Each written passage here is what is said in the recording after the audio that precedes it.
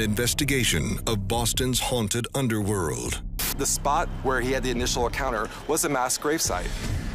There have been many orbs. There have been many reports of people seeing things that they couldn't explain.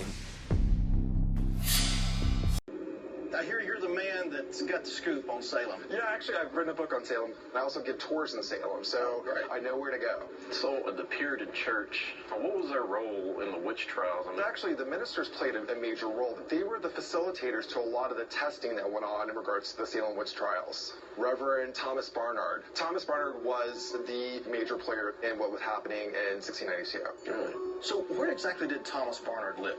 It's a historic house, and it's a Parson Barnard house.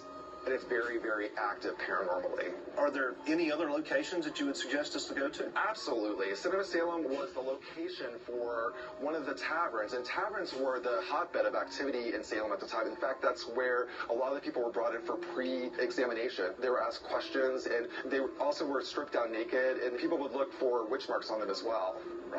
Golly.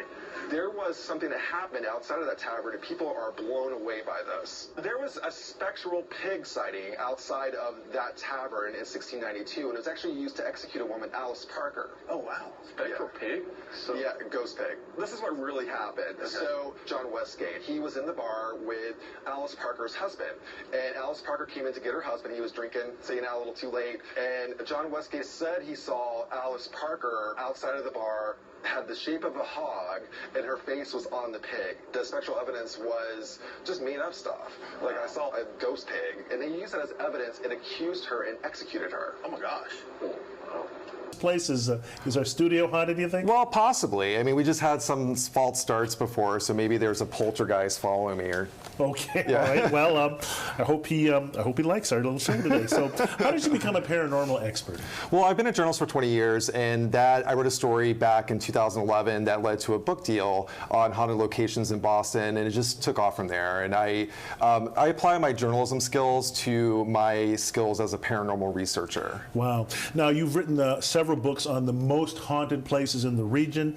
Tell me how'd you find these places? Well, I just word of mouth. I talk to people, and they tell me their ghost stories, their encounters. And, for example, the USS Salem, I didn't spend much time on it until I started working with Ghost Ship Harbor. And there's been so much activity, paranormal activity on the vessel. So I've had firsthand experiences there, and people they tell me their stories. So it's a lot of word of mouth.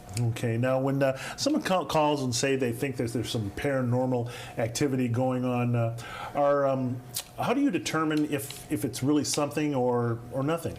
Well, I work as a paranormal researcher, so my job is to know why a place would be haunted. I would call in someone who's like a paranormal investigator or someone who would be able to decipher what's going on. They could be in their heads, which is sometimes that's the case, but in some cases we actually do have activity that is inexplicable.